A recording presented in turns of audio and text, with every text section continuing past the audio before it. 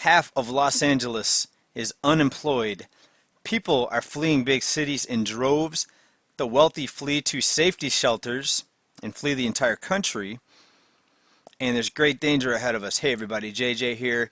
You're watching Bull Boom Bear Bust. It is Wednesday and it is April 22nd. Thank you so much for joining me today. A lot of important topics here I want to cover, and we've been discussing some of these issues for quite a while, especially the big cities and how when times are good, when credit's flowing, when people are spending, swiping their credit cards, well, it creates a wealth effect that actually compounds itself, because when people spend, then it creates more jobs. One person's spending is another person's income. When people stop spending, then the same thing happens, but in the opposite direction. Jobs vanish. Now, I believe that this economic reckoning that we're seeing now was going to happen eventually. What this pandemic did is it actually brought it on much quicker and much harder than it would have otherwise. But nonetheless, it was still going to happen. The debt was too great. The debt was too enormous for most people to maintain. And we did see this coming many, many months back when people started defaulting on their credit cards. Auto loans were becoming delinquent to a great degree, 7 million plus. Also student loan debt, about 10 or 12% people started getting delinquent. So the writing was on the wall, and I believe that this pandemic was, let's not say unleashed, but let's say the pandemic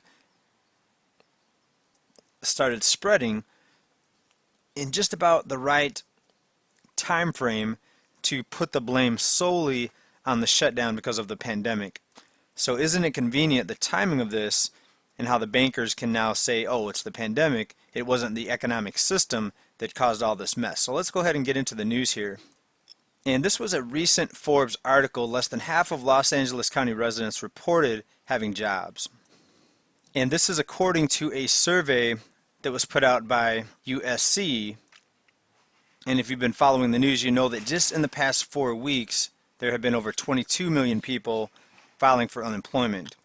New filings now, as of today, the number's up over 25 million in a little under 5 weeks. And ground zero for the worst places are the big cities, including Los Angeles. Now, why is that? Well, more cities, or I should say the more people, then the more jobs you have, because more people that are there, the more people that are spending. So naturally, you have more economic activity in the cities. Remember, where they're spending, there's jobs. So the cities look like the best place to be when times are good, but when times take a turn for the worse, when the economy starts to nosedive or a recession hits, then you see the cities being the most heavily impacted.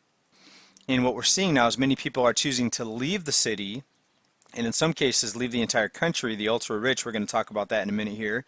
But people are leaving big cities in droves.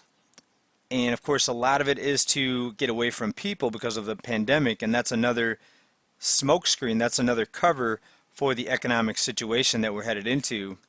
But it's not just all people looking to get away from people because of the pandemic or the sickness, it's also economic. People are tired of paying so much for housing, right? Just look at the cost of housing in any big city, Los Angeles, San Francisco, New York City. And sure, that's where most of the jobs are, so you're going to pay more for housing there. But what about when you lose your job? How many people can maintain a $2,000, $3,000, $5,000 a month mortgage payment or rent payment when they are unemployed? Not many. And we witnessed that many people, just after a few weeks missing 1 or 2 paychecks, either one couldn't or two decided not to pay their rent or pay their mortgage. Now, when you look at the Airbnb statistics and the inflows and outflows in different states, there's more people leaving larger cities and going to smaller cities, and small towns are not liking it. Many small towns are putting up signs telling people to stay out, go back to your hometown.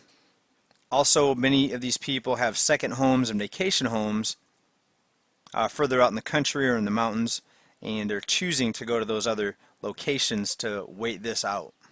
And I'm wondering how many people that chose not to pay their rent in April, it was 1 in 3 people again, how many people decided to go ahead and just leave and not come back and just skip out on their lease or their mortgage and go to one of these other smaller cities and just permanently relocate. Well, we'll have to see, but we do see that the outflows from the city is telling us a pretty dire picture for the cities in general.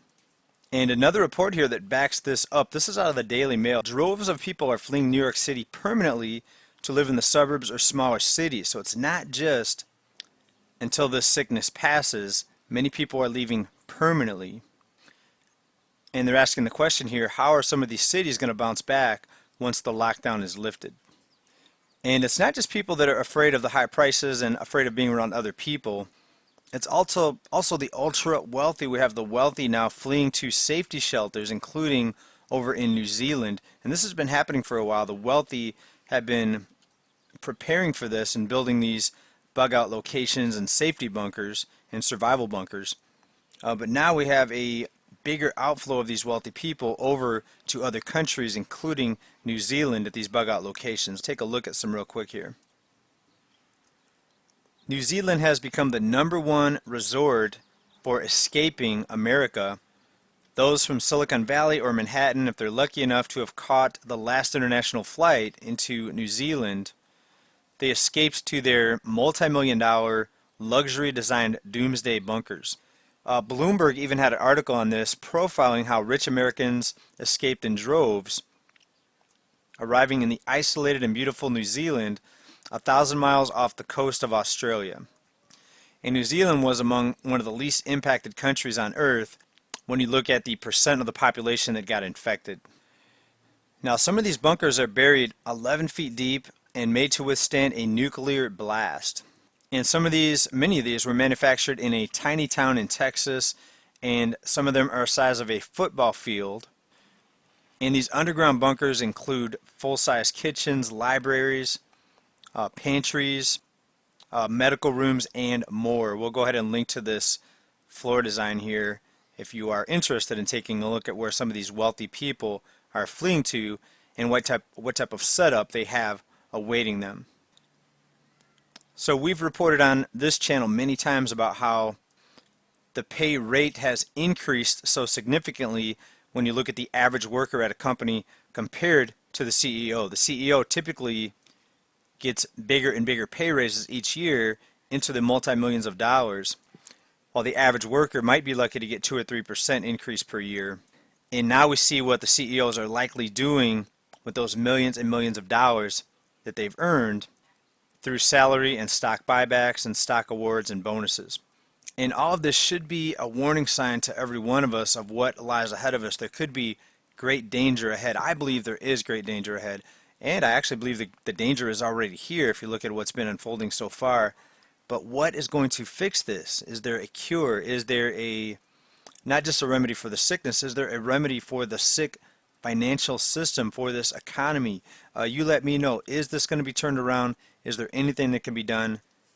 The central bank, what they have, all they have is money printing and lowering interest rates, buying up the debt, buying bad assets off of the banks, monetizing the debt, and they have false positivity. They're going to come out there, they're going to say everything is going to be fine once the sickness goes away, just like they did before the collapse. Remember, everything was fine. This was the strongest economy ever. Now the mask has come off. The true economy, the true weak financial position of the average U.S. consumer, of the U.S. citizen, is now exposed. Many people are struggling just after missing 1 or 2 paychecks. Reality is here. I think they're going to try to keep covering it up and try to paint a false positive of what lies ahead of us, but I think great danger lies ahead, and I think many of you are on the same page. Let me know what you think. What are you doing? What are you doing to prepare? Are you leaving the country like a lot of the wealthy people are? Or are you going to stick it out here and hope that something turns around and that we get past this into some better days ahead?